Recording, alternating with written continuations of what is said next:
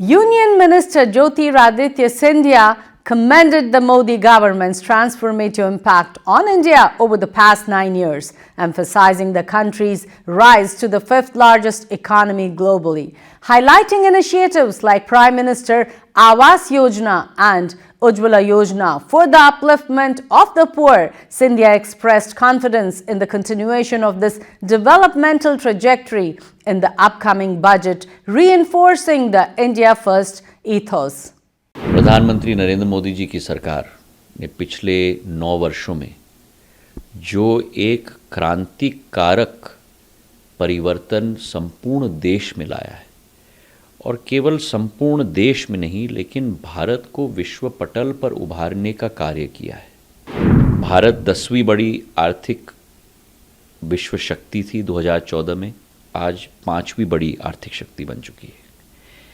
5वीं से अगले 3 साल के अंदर हम तीन सबसे बड़े आर्थिक शक्ति में हम लोग परिवर्तित होंगे।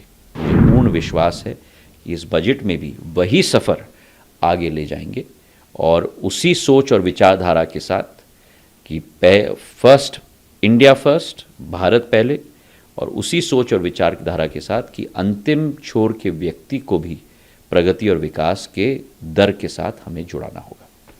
हमारी चर्चा विस्तृत रूप से हुई। पहले तो गडकरी साहब को बहुत बहुत धन्यवाद हमने अर्पित किया, क्योंकि कल उनका प्रवास मध्य प्रदेश का रहा, जहां जबलपुर में और भोपाल में पूरे प्रदेश के लिए सौगातें उन्होंने अर्पित की। करीब 10,000 करोड़ रुपए की योजनाओं का शिलान्यास और 250 करोड़ रुपए की योजनाओं का लोकार्पण हुआ। तो धन्यवाद के साथ साथ जो हमारी बहुत बहुचर्चित और बहुअपेक्षित हमारी योजनाएं थीं। पहली योजना जो उनके साथ सतत संपर्क मैंने लगा के रखा है, आगरा से ग्वालियर तक जो एक्सप्रेसवे है उसे हमें 6 लेन या 8 लेन का बनाना है, क्योंकि दिल्ली से आगरा तक बहुत सहूलियत हो गई है यमुना एक्सप्रेसवे पर आगरा से ग्वालियर अभी भी 2 लेन एक्सप्रेसवे चलती है।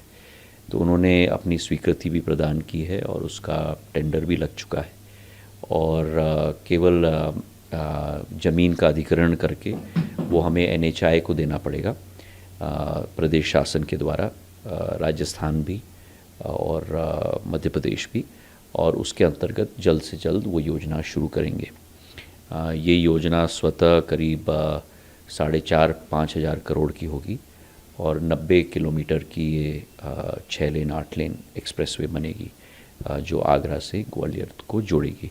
और ये एक्सप्रेसवे बनने से ग्वालियर से दिल्ली की दूरी जो वर्तमान में 5-5.5 घंटे की है, वो हम करीब करीब 2.25 घंटे में पूर्ण रूप से कर पाएंगे, क्योंकि आगरा के भी रिंग रोड के साथ ये लगेगा।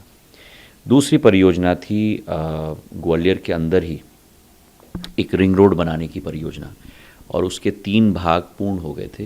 केवल एक पश्चिमी बाईपास लंबित है जो करीब 955 करोड़ की है।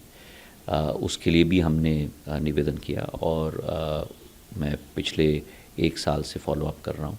अब पूर्ण रूप से योजना तैयार हो चुकी है और जल्द ही उसका कार्य भी शुरू होगा। तीसरी परियोजना जो एक बहुत ही भविष्य की प्रगति और विकास की योजना है हमारे पूरे प्रदेश के लिए और संभाग के लिए, वो अटल एक्सप्रेसवे है, जो पूर्ण चंबल की घाटी से निकलेगी और पूर्ण चंबल की घाटी को कोटा के साथ जोड़ेगी। और इस परियोजना के लिए भारतीय जनता पार्टी की सरकार पूर्ण रूप से संकल्पित रही है।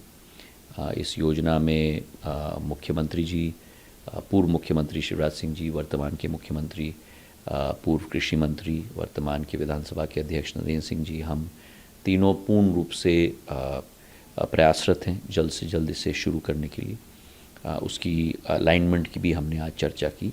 तो तीनों परियोजना, ये परियोजना के साथ एक औद्योगिकरण भी संभवतः इस क्षेत्र में हो सकता है, जो बेहड़ क्षेत्र कहलाता है। तो एक बहुत भविष्य को एक नया रूप देने की ये योजना है। तो तीनों योजनाओं पर उन्होंने सकारात्मक हमें सहयोग प्रदान किया। इसके लिए हम बहुत उनके आभारी हैं।